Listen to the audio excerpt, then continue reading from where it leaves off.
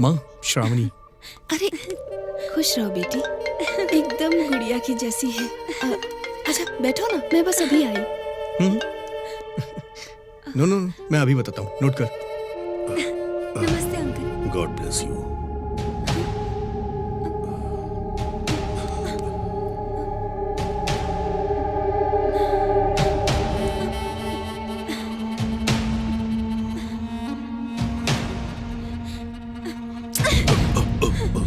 Sorry.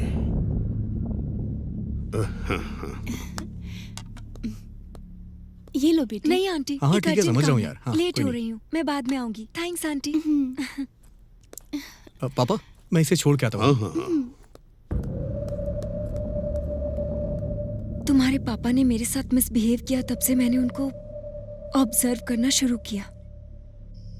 तब कहीं जाके मुझे पता चला कि वो एक वुमेनाइजर है।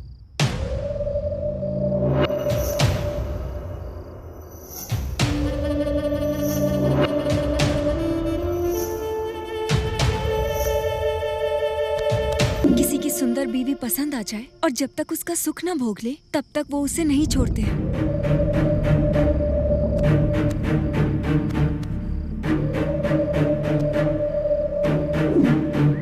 वो सबको ब्याज पर पैसे देते हैं और पैसे ना चुकाने पर उस घर की इज्जत को अपना शिकार बनाते हैं। और ये भी ना हुआ तो उसके पति को मार भी देते हैं, उसको हासिल करने के लिए।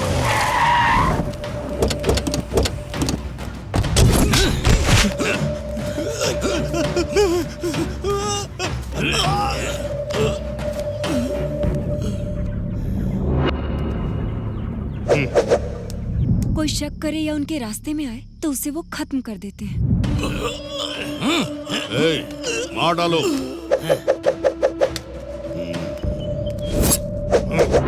पढ़ाई में पैसों की हेल्प के नाम पर कॉलेज की लड़कियों को भी नहीं छोड़ते। ऐसा कैरेक्टर है तुम्हारे पिता का।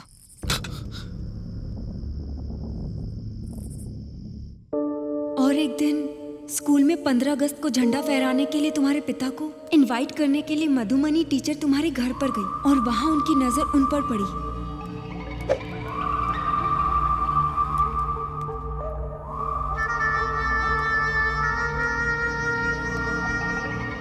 नमस्ते जी। नमस्ते, बैठिए। मेरा नाम मधुमनी है। मैं इसी गांव के स्कूल में एज ए टीचर अपॉइंट हुई हूँ। 15 अगस्त को फ्लैग होस्टिंग आपके हाथों से करवाना चाहती हूँ। आपको कैसे भी आना होगा। मैं हर हाल में आऊंगा। आप कॉफी लेंगी? स्कूल का टाइम हो रहा है, दोबारा आऊंगी तब पीऊंगी। Thank you sir. वो इतनी आसानी से नहीं फंसेंगी, उन्हें पता था, इसलिए उन्हें फंसाने के लिए एक प्लान बनाया। मधुमनी, हाँ? आजकल स्कूल में बच्चे नहीं आ रहे हैं। उनके सुरेश, पेरेंट्स से क्या बात बात करनी है? ये पड़ेगी। फूल अभी तक फ्रेश है? फूल की खुशबू तो लेनी पड़ेगी यार। अरे सुनिए, क्या बक रहे हो? सुनिए तो। हाँ? अरे जाने क्या दीजिए। कर रहे हो? अरे, क्या कर रहे हैं आप? सुनिए। अरे तमीज नहीं मैं बात करने की। कैसे- टीचर से ऐसे क्यों बात बहस करते हैं कर क्यों? रहे हैं? यहाँ से चलिए, चलिए ना। अरे सुनिए, सुनिए, यहाँ से चलिए। क्या कर रहे हैं आप? सुनिए यहाँ से। सुनिए। टीचर पे हाथ डालता है, बदतमीजी करता है। सर, क्या कर रहे हैं? सर मेरे पति ने मैंने कुछ कोई नहीं बदतमीजी किया। नहीं सर, ये की। झूठ बोल ये रहा है ये पीछे से- लड़का। अरे सर, इनकी कोई कहाँ ले जा रहे गलती मुझे? नहीं है छोड़िए। सर। सर, इनको कहाँ लेके जा रहे हैं?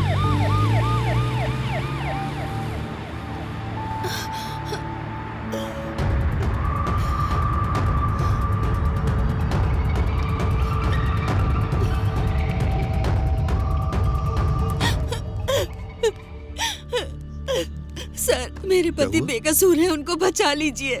शांत हो जाओ, घबराओ मत, बैठो। हाँ। अब बताओ, क्या हुआ तुम्हारे पति को? मेरे पति की कोई गलती नहीं है। पहले उन लोगों ने मुझ पर कमेंट किया था। जब मेरे पति ने उनसे बात करनी चाहिए तो उनका बहुत बड़ा झगड़ा हो गया और अनजाने में उस लड़के की चोट लग गई। अरे फिक्र मत करो, मैं हूं ना। कौन सा पुलिस स्टेशन है? वो टाउन वाला। पक्का? हाँ। ठीक है।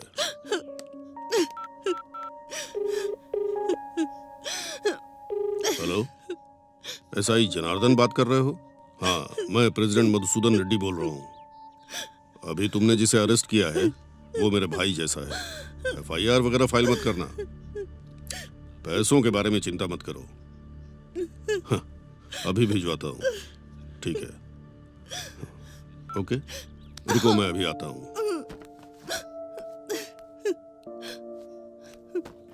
हाँ, बस छोटी सी फॉर्मेलिटी है।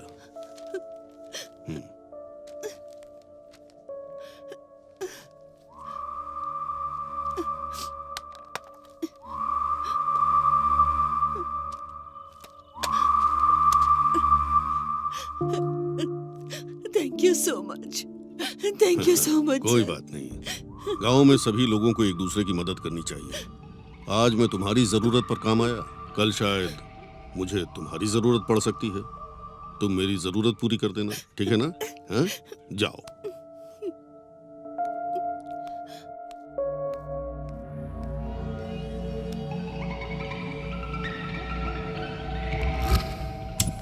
सर आपका बहुत बहुत शुक्रिया। आपने मुझे बहुत बड़ी प्रॉब्लम से निकाल लिया सर। मैं आपका एहसान कभी नहीं चुका पाऊंगा। क्यों नहीं कर सकते? बोलिए सर, आपके लिए क्या करना है, बोलिए सर। एक रात के लिए अपनी बीवी को मेरे पास भेज दो। सर ये कैसी बात कर रहे हैं आप? मैं एकदम सही बात कर रहा हूँ और तुम भी सही सुन रहे हो। एक रात के लिए तुम्हारी बीवी। सर आपको क्या हो गया सर? तुम्हारी बीवी पर मेरा दिल आ गया है। क्या बक रहा है बे? मैं तुझे जान से मार दूंगा।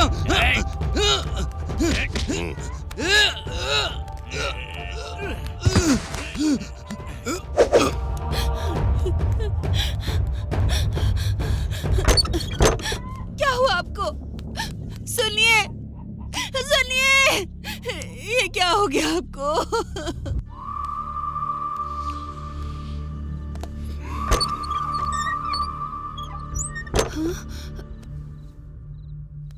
क्या बात है, आप इस समय आए हैं? कोई बात है क्या?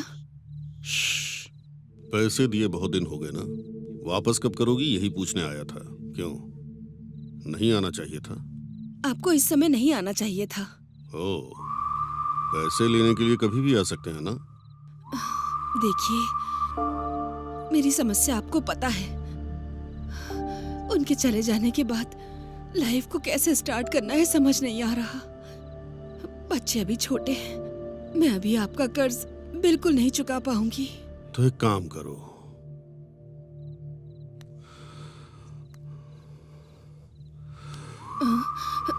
जब कर्ज नहीं चुका पा रही हो तो तुम पर मेरा दिल आया है, मेरी प्यास बुझा दो। हाथ हटाओ। छी, मैंने सोचा था तुम गांव के इज्जतदार आदमी हो।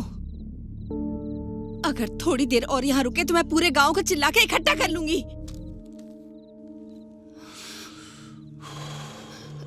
ठीक है, मैं जाता हूँ। जो 5 लाख ब्याज पर लिए हैं वो 6 लाख हो गए हैं। अगर वो पैसे दे दोगी तो मैं चुपचाप चला जाऊंगा, नहीं तो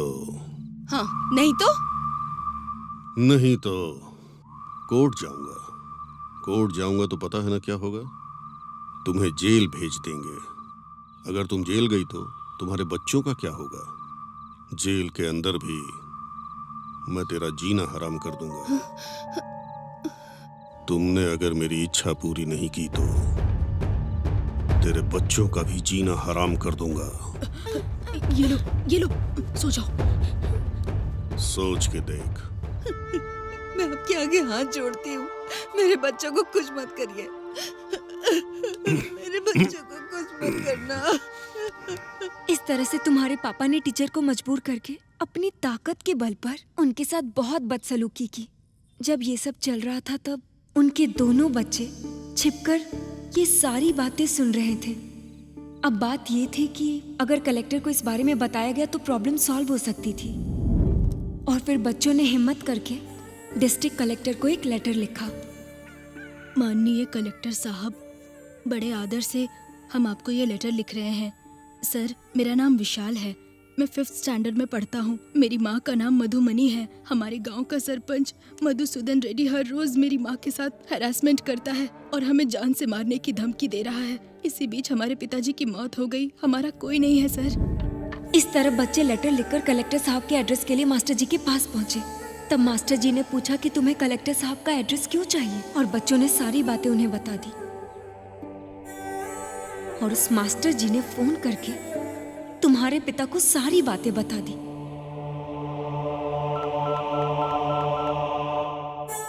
हेलो। बोलो।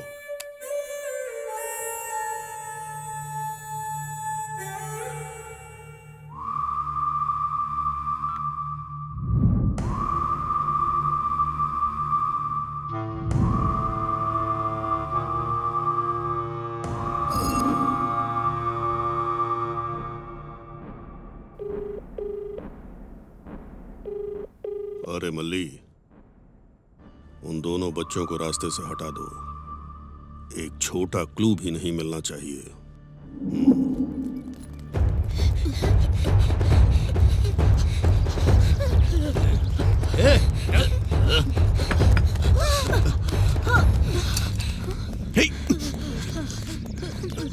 भैया हे, भैया लगी तो नहीं? हे, क्या हुआ तुम्हें?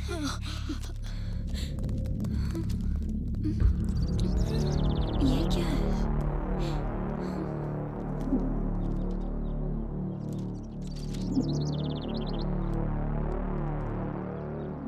भैया, मैंने ये लेटर कलेक्टर साहब के लिए लिखा है। आपके पिताजी ने उधार पैसे दिए थे,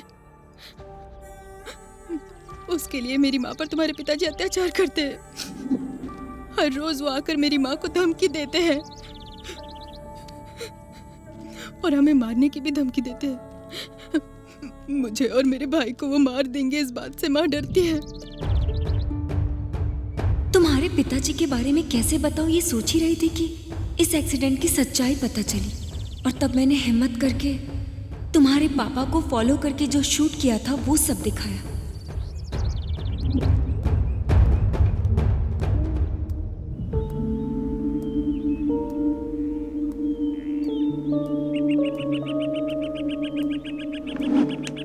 इस तरह से तुम्हें तुम्हारे पिता के बारे में पता चलने के बाद तुम्हें कैसे बदलूं ये सोच रही थी। तब तुम MBBS की पढ़ाई कर रहे थे और तुम्हारे रिलेटिव तुम्हारे घर आई थी।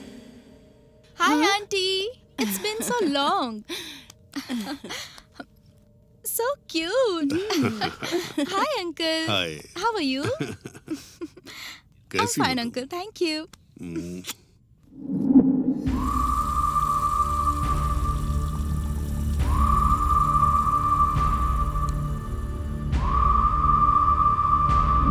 वो लड़की बहुत खूबसूरत थी।